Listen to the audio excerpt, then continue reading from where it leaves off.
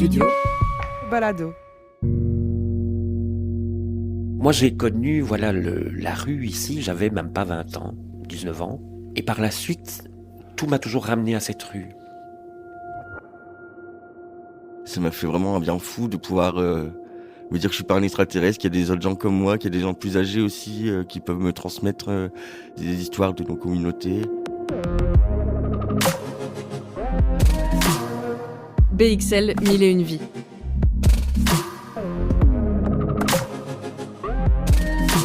Un podcast de Camille Loiseau et du Studio Balado. Des récits de ville en miroir. Une rencontre entre deux personnes qui ne se connaissent pas et qui ont au moins une chose en commun. Un lieu, à Bruxelles. À vous de deviner lequel. Épisode 7. L'ailleurs, de Mans et Stéphane.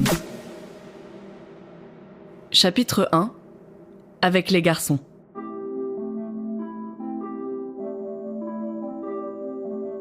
En 1929, à Paris, Jean a 20 ans. Le 11 décembre, il rencontre Rose à la station de métro Saint-Lazare. C'est là que commence leur histoire. Elle se termine après quelques mois, quand Rose embarque pour la Nouvelle-Calédonie. 2 ans plus tard, appareil photo autour du cou, Jean entame son pèlerinage amoureux. Il retourne à l'endroit de leur premier baiser, dans les bars où ils se donnaient rendez-vous, et au coin des rues où ils l'attendaient.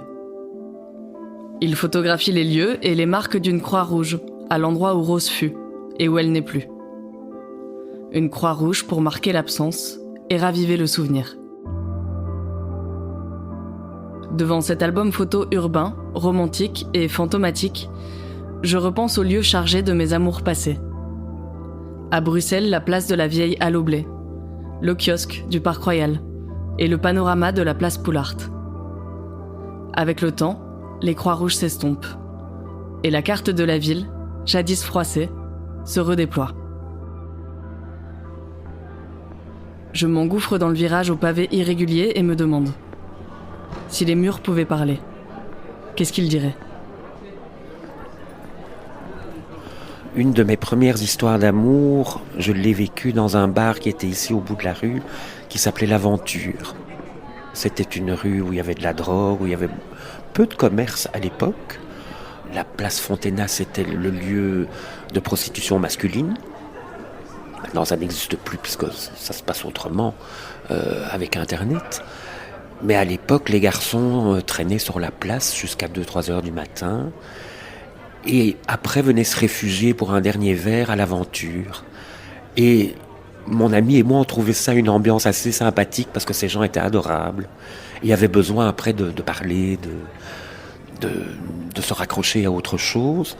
Et nous, ça nous plaisait d'être là, de les écouter, de s'amuser avec eux parce que c'était des gens très drôles. Donc moi, j'ai connu la rue ici, j'avais même pas 20 ans, 19 ans. Et par la suite, tout m'a toujours ramené à cette rue. Depuis que je suis venu la première fois, c'est vrai que cette rue, elle m'a toujours... c'est toujours quelque chose qui m'a amené là. C'est une rue dans l'hypercentre de Bruxelles qui est très ancienne. C'est un peu un tracé qui date du Moyen-Âge. Il y a des drapeaux, en fait, des communautés. Il y a aussi des drapeaux fétiches sur le baroque, le triangle rose sur le logo de la Agenda. Il y a plein de petits signes comme ça. Et aussi, juste à côté du bar Le Stambar, il y a une plaque avec un triangle rose pour commémorer toutes les discriminations contre les gays, les queers. Et ça, personne ne le voit, mais moi, je l'ai vu quand c'est arrivé. Quand je suis arrivé en 2016, c'était très gay mainstream, alors que maintenant, tu peux être queer, il y a beaucoup de drague. Il y en a toujours eu, mais là, il y en a beaucoup plus qu'avant. Ouais, ça s'est diversifié, quoi. Elle a évolué depuis que j'ai 18 ans, j'en ai 58, donc voilà, ça fait 40 ans que je la fréquente. Il y a un bruit assez gai dans tous les sens du terme, GAI ou GAY, toute l'année. Ça résonne, moi quand je n'ai pas grand chose à faire, j'ai une grande vitrine, Donc je regarde par la vitrine et je regarde les gens passer et c'est fou de voir le monde qui passe et c'est un monde différent. Des gens très colorés, des gens non genrés, des hommes qui se tiennent la main, des femmes qui s'embrassent.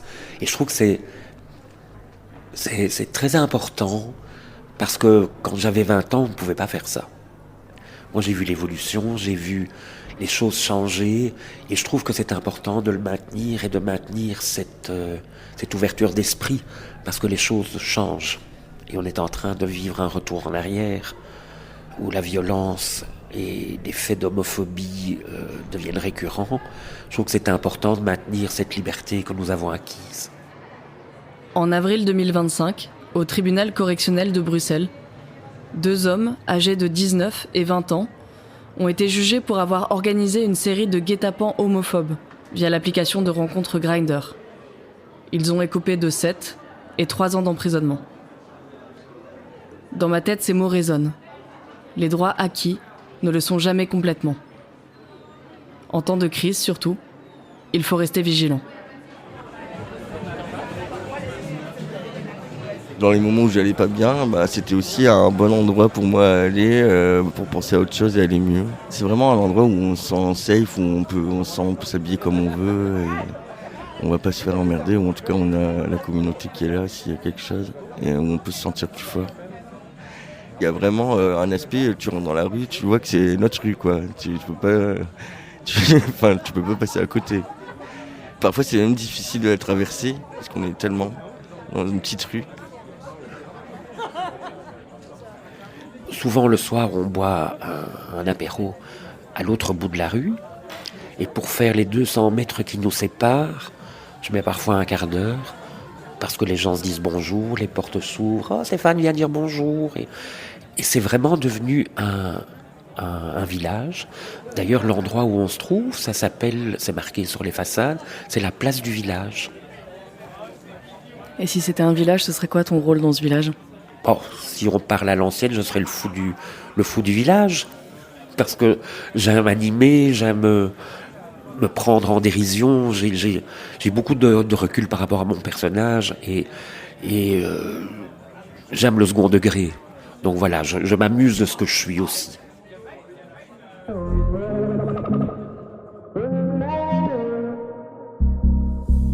Chapitre 2. Les personnages. Tout le monde le dit quand Stéphane débarque.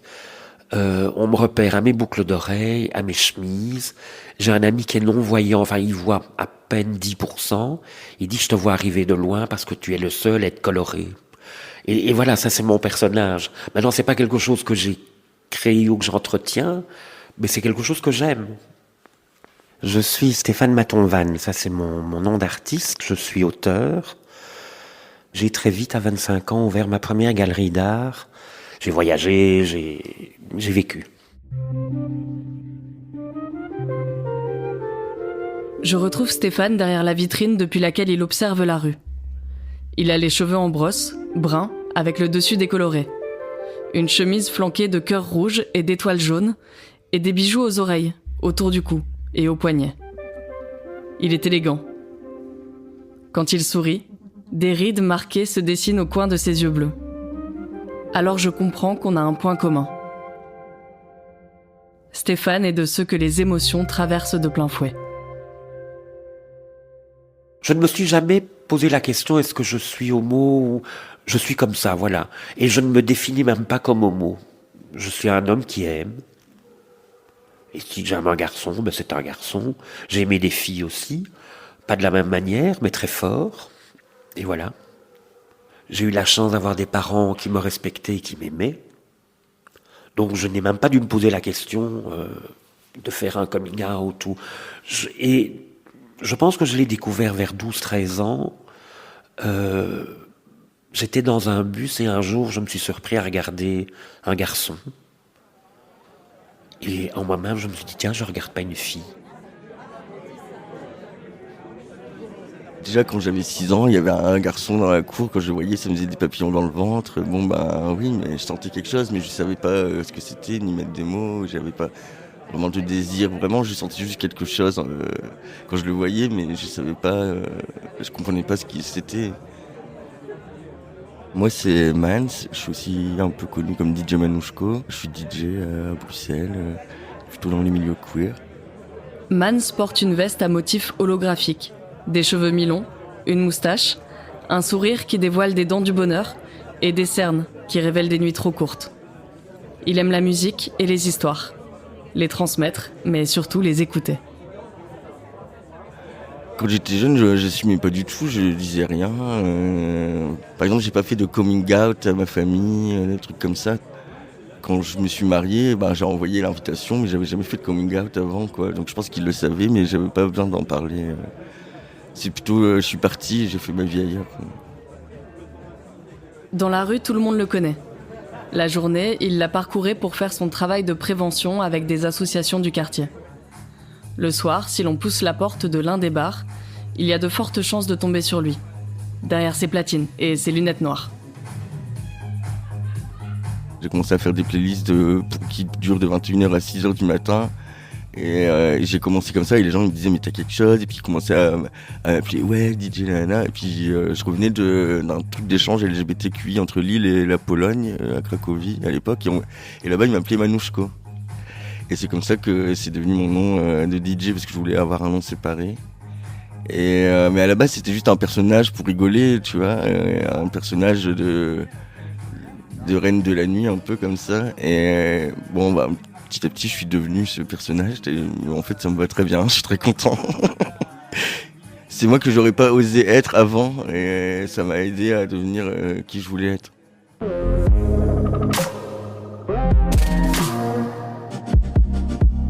Chapitre 3. Fuir vers la grande ville. Moi, je viens vraiment d'une petite ville, et bon, je suis dans la quarantaine, donc quand j'ai grandi, il y avait pas internet, j'étais dans une petite ville, il y avait pas de communauté, il y avait pas de barrière, il y avait rien, aucune association, rien. Je me sentais complètement comme un extraterrestre. J'étais dans une toute petite ville dans le nord de la France, où il y avait énormément de chômage. Enfin voilà, c'était aussi dans une ville du bassin minier, et donc quand les mines ont fermé et les grosses usines, c'était vraiment c'était le pire moment, je pense, pour vivre là. Et donc voilà, comme beaucoup de gens, on est allé vers la grande ville pour se retrouver d'autres gens comme nous, comme dans Small Town Boy de Bronski Beat. Je sais pas si t'as déjà vu le clip de ça, mais en fait dans le clip il se fait virer de chez lui par ses parents, il prend le train et il va dans la grande ville. Et c'est un peu ça.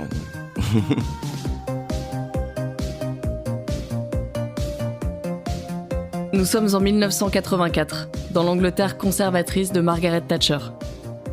Les mots scandés par la voix cristalline de Jimmy Somerville sonnent comme une déflagration. Fuis, retourne-toi. Ce que raconte ce morceau, c'est l'histoire 1000 fois vécue d'un jeune homme homosexuel qui quitte sa ville de province pour la grande ville.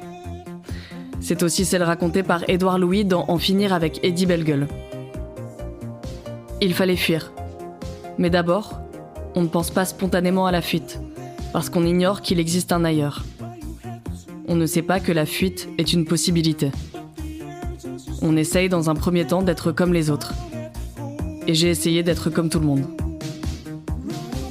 Je sentais le besoin de fuir et de pas rester là, ça c'est clair.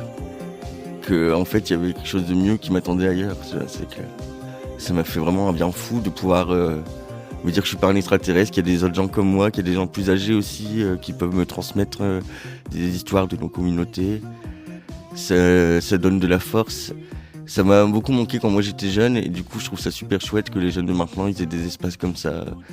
Quand moi je suis arrivé dans ma première grande ville à Lille, c'est un truc que j'ai trouvé super fort. C'est quand je suis arrivé au centre LGBT là-bas, c'est de voir des gens qui avaient 10, 20, 50 ans plus que moi, et qui me racontaient plein de choses sur l'histoire de nos communautés que j'avais jamais entendu parler. Alors maintenant c'est plus facile, il y a internet, il y a des podcasts et tout ça, mais pour ma génération c'était waouh, je me suis pris une claque, je me suis dit mais ouais, j'avais envie d'être tout le temps là pour apprendre plein de choses. Et je pense que pour plein de gens qui ont 20 ans maintenant, venir dans cette rue-là, il y a aussi de ça. Moi, par exemple, quand je mixe The Agenda, il y a beaucoup de gens très jeunes qui ont la vingtaine, et je passe des trucs des années 90. Et pour eux, c'est un truc, ils ont jamais entendu ça, alors que pour moi, c'est des classiques. C'est aussi notre manière de transmettre des choses aux nouvelles générations. Est-ce que tu crois qu'il y a des histoires d'amour qui se nouent dans cette rue ? Ah oui, ça c'est clair, c'est sûr. Oui. Oui, qui se nouent, qui se dénouent, qui se renouent. Chapitre 4. La ritournelle. Elle a commencé dans un restaurant libanais qui n'existe plus, qui était place du Luxembourg. Une amie m'avait invité, m'avait dit « je dois te présenter quelqu'un ». Et elle m'a présenté un Syrien qui m'a fasciné tout de suite, parce que d'abord c'était un beau parleur et qui m'a un petit peu enrobé comme un bonbon.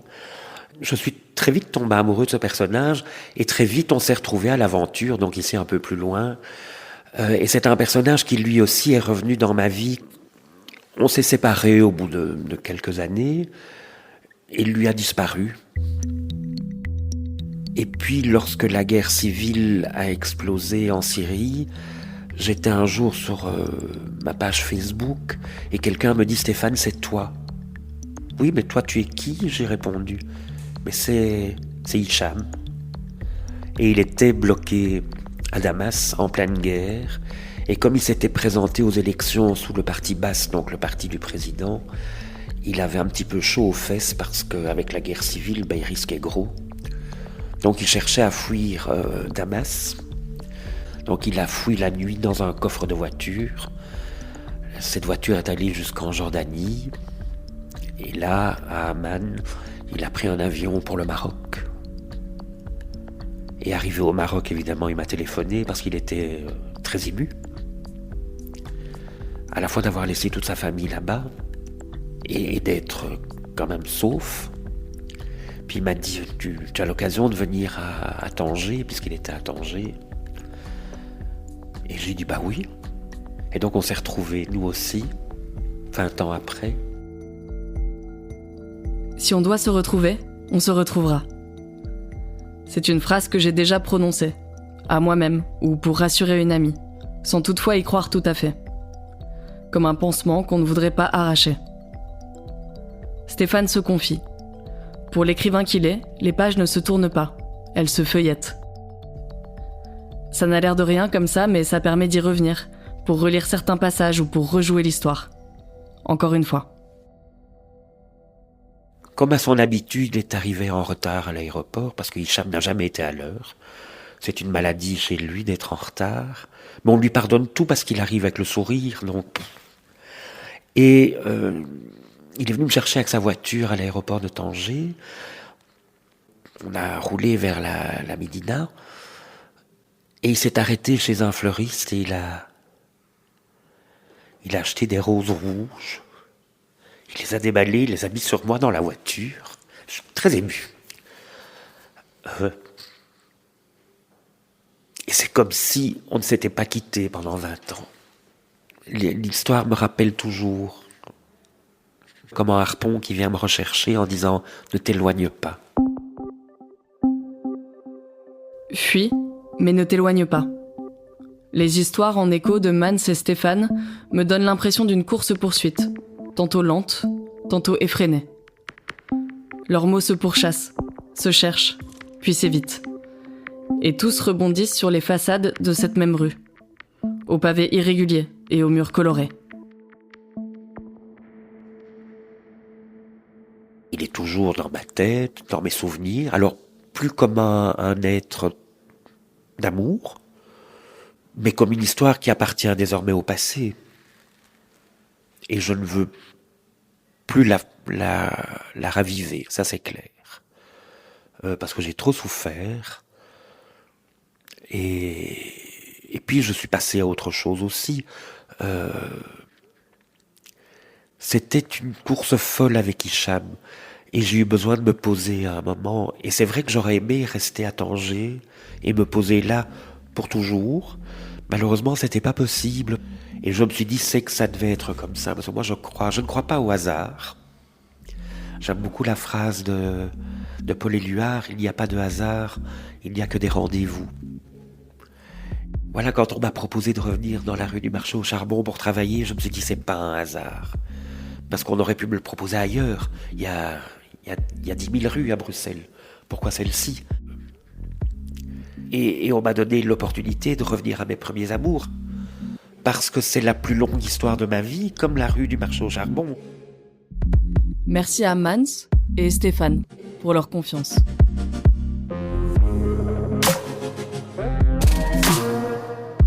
BXL 1001 vies, un podcast de Camille Loiseau, produit par le studio Balado, avec le soutien de la ville de Bruxelles et en partenariat avec BX1.